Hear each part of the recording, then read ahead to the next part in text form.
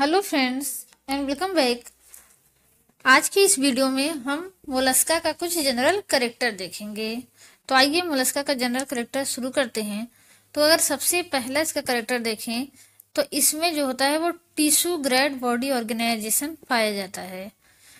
तो tissue system grade body organization system यानी कि यहाँ पर क्या होता है, टिश्यू सिस्टम, यानी कि इसको हम क्या कह सकते हैं, organ system grade of body organization कह सकते हैं। क्योंकि हमने देख लिया कि एसके हेलमंथीज से ही organ system grade body organisation शुरू हो गया है। तो यहाँ पर भी क्या पाया जाता है, organ system grade of body organization पाया जाता है। और ट्रिप्लोब्लास्टिक होते हैं, सिलोमेट होते हैं, अनसेगमेंटेड होते हैं। लेकिन एक इसका क्लास है मोनोप्लेकोफोरा, जिसके मेंबर क्या होते हैं, सेगमेंटेड होते हैं। इसके अलावा बायलेटरली ये सिमेट्रिकल होता है, यानी जब एक बार कोई कैरेक्टर शुरू हो जाता है तो वो आगे तक भी कंटिन्यू रहता है, जैसे कि हमने पहले ही बताया था। इसके बाद इसका बॉडी देखें तो बॉडी जो होता है हेड में, मेंटल में, फुट में और विसरल मास में बटा होता है। इसका मतलब क्या है, हेड तो आप जानते ही हैं। मेंटल क्या होता है, इसके ऊपर जो होता है पूरा शरीर जो होता है उसके ऊपर एक सुरक्षा कवच होता है। उस सुरक्षा कवच को ही हम किस नाम से जानते हैं, मेंटल जानते हैं। और फुट क्या होता है, इसके चलने के लिए पाद पाया जाता है, उसी को हम कहते हैं फुट कहते हैं। और मेंटल के अंदर जो बॉडी ऑर्गन पाए जाते हैं उसे हम कहते हैं विसरल मास।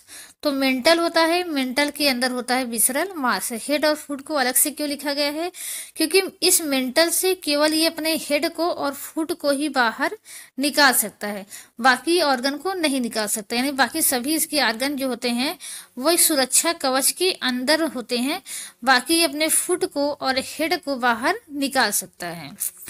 उसके बाद अगर देखें इसका और कैरेक्टर, तो इसमें क्या होता है, सेल होता है।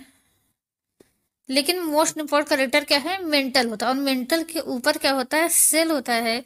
सेल व्हेन प्रेजेंट क्या होता है, यूनिवॉल्व होते हैं, माने एक कवरिंग होती है, या सेल बाइवॉल्व होते हैं, कंस्टिट्यूटिंग एन एक्सोस्केलेटन। तो हमने बताया कि जितने लोअर एनिमल होते हैं उनमें क्या पाया जाता है, एक्सोस्केलेटन पाया जाता है। एक्सोस्केलेटन के रूप में क्या होता है, सेल होता है। सेल किसका बना होता है, कैल्शियम कार्बोनेट का बना होता है।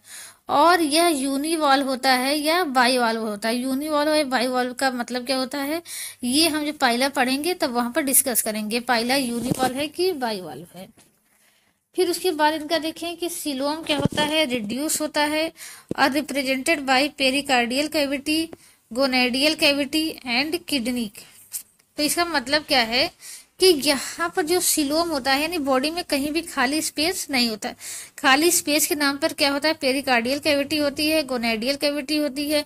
इसका मतलब हृदय होता है, हम जानते हैं हृदय के बाहर कौन सा मेम्ब्रेन होता है, पेरिकार्डियम होता है। तो पेरिकार्डियम और हृदय के बीच में ये जो कैविटी बनी, इसी को हमने क्या नाम दे दिया, पेरिकार्डियल कैविटी। तो कैविटी के रूप में पेरिकार्डियल कैविटी है। उसी तरह जो गोनैड होते हैं उनके ऊपर भी सुरक्षा कवच होता है। तो गोनैड और सुरक्षा कवच के बीच में जो कैविटी पाई गई वो क्या हो गई, गोनैडियल कैविटी। इसके अलावा कुछ कैविटी किडनी के अंदर पाई जाती है। तो यानी यहाँ पर सिलोम क्या हो जाता है, रिड्यूस हो जाता है। बॉडी में कैविटी के नाम पर पेरिकार्डियल कैविटी, गोनैडियल कैविटी और किडनी होती है। क्योंकि देखिए कैविटी पहले तो पाई ही नहीं जाती थी, सिलोम पहले पाया ही नहीं जाता था। मीसेनकाइमा से क्या होता था, भरा होता था बॉडी। फिर उसके बाद कैविटी पाई गई तो धीरे धीरे कैविटी जो पाई गई वो धीरे धीरे क्या हो गई, ऑर्गन उसमें आती गई, ऑर्गन का नए नए ऑर्गन का निर्माण होता गया। ऐसा नहीं कि कैविटी अचानक से गायब हो गई। कैविटी जो हो गई वो फिल हो गई, किससे फिल हो गई, नए नए ऑर्गन से, हार्ट से, गोनैड से, किडनी से।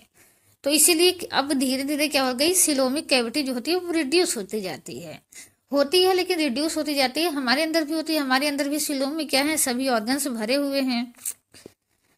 डाइजेस्टिव सिस्टम देखें तो डाइजेस्टिव सिस्टम जो होता है कंप्लीट होता है, यानी कि माउथ भी होता है और एनस भी होता है।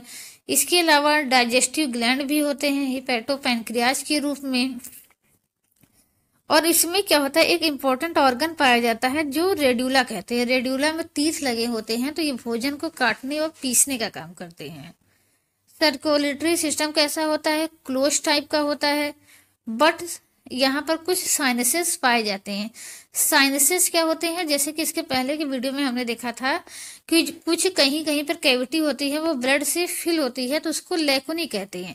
और जब यही कैविटी बड़ी हो जाती है तो उस कैविटी को साइनसेस कहते हैं। तो हमने जो है वो जिसका हमने देखा था कि प्राण का जो हमने वो है रिस्पायरेटरी और सर्कुलेटरी सिस्टम छोड़ दिया है।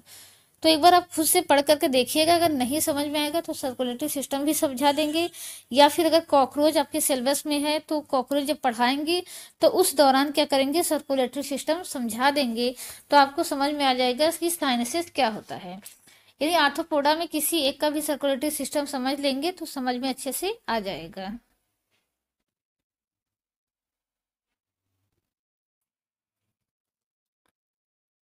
तो सर्कुलेटरी सिस्टम कैसा होता है, क्लोज टाइप का होता है। केवल आर्थ्रोपोडा ही था जिसमें ओपन टाइप का आ गया था।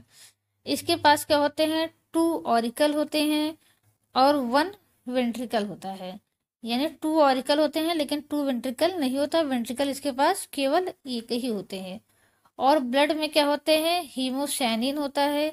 इसका जो ब्लड होता है वो नीला कलर का होता है। नीला कलर का क्यों होता है, क्योंकि इसमें हीमोसाइनिन होता है। हीमोसाइनिन नीले कलर का क्यों होता है, क्योंकि हीमोसाइनिन में क्या होता है, आयरन की जगह कॉपर होता है। और कॉपर कैसा कलर देता है, ब्लू कलर देता है। आयरन कैसा कलर देता है, रेड कलर देता है। तो हीमोसाइनिन किसमें पाया जाता है, मोलस्का में पाया जाता है, हीमोग्लोबिन की जगह। इसके अलावा ब्लड में और क्या होते हैं, कुछ एमिबोसाइट्स सेल्स भी होते हैं। रिस्पायरेशन जो होता है वो डायरेक्ट भी होता है, गिल के द्वारा भी होता है और लंग के द्वारा भी होता है। यानी जब पाइला हम पढ़ेंगे, पाइला जो होता है वो एम्फीबिया ही नेचर शो करता है, यानी ये जल के अंदर भी रहता है, जल के बाहर भी रहता है। तो दोनों व्यवस्था इसके पास होती है कि ये वायु से भी ऑक्सीजन ले सके, इसके लिए इसमें लंग पाए जाते हैं। और पानी से भी ऑक्सीजन निकाल सके, इसके लिए इसमें गिल पाए जाते हैं। यानी इसमें एक्वेटिक और एरियल दोनों ही रिस्पायरेशन होते हैं। एक्सक्रीशन के लिए इसमें क्या पाया जाता है, मेटानेफ्रेडिया यानी कि किडनी पाई जाती है।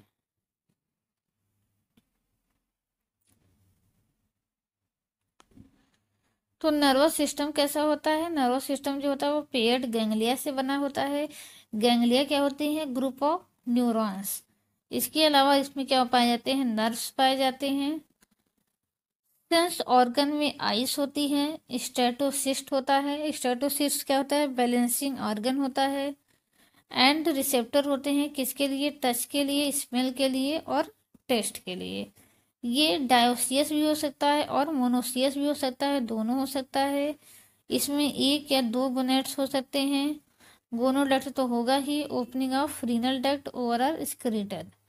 यानी ये क्या कर सकता है, इसका गोनोडक्ट जो होता है वो किसके साथ ओपन हो सकता है, रीनल डक्ट के साथ। यानी गोनोडक्ट और रीनल डक्ट दोनों मिल करके क्या बना सकते हैं, एक कॉमन ओपनिंग बना सकते हैं। फर्टिलाइजेशन कैसा होता है, एक्सटर्नल ही होता है या इंटरनल भी हो सकता है। डेवलपमेंट डायरेक्ट हो सकता है या लार्वल फेज के साथ हो सकता है, यानी इनडायरेक्ट होता है। ये दोनों दोनों ही कंडीशन इसमें हो रही है। ये डायोसियस भी हो सकता है, मोनोसियस भी हो सकता है, गोनाइड एक भी हो सकते हैं, 2 भी हो सकते हैं। और जो गोनाइड्स होते हैं वो डायरेक्ट ही बाहर गोनोडक्ट के द्वारा बाहर खुल सकते हैं, या रीनल डक्ट के साथ। रीनल डक्ट मतलब जो एक्सक्रीटरी प्रोडक्ट लेके आ रहा हो उसके साथ मिलकर के कॉमन ओपनिंग के द्वारा बाहर खुल सकते हैं। फर्टिलाइजेशन एक्सटर्नल भी हो सकता है, इंटरनल भी हो सकता है। डेवलपमेंट डायरेक्ट भी हो सकता है और इनडायरेक्ट भी हो सकता है। और ये कैसे होते हैं, टेरेस्ट्रियल होते हैं या तो एक्वेटिक होते हैं। तो इतना इनका जनरल कैरेक्टर होता है। तो ये एक्वेटिक भी हो सकते हैं और टेरेस्ट्रियल भी हो सकते हैं। एक्वेटिक में फ्रेश वाटर भी हो सकते हैं और मेरीन भी हो सकते हैं। फ्रेश वाटर वह वाटर होता है जिसमें क्या होती है, साल्ट की मात्रा नहीं होती। मरीन वाटर वह होता है जिसमें साल्ट की मात्रा ज़्यादा होती है। समुद्र का पानी क्या हो गया, मरीन हो गया, और नदियों का पानी कैसा हो गया, फ्रेश वाटर हो गया। तो इस तरीके से ये हुआ पाइला का जनरल कैरेक्टर, या सॉरी हम बात करें कि मोलस्का का जनरल कैरेक्टर।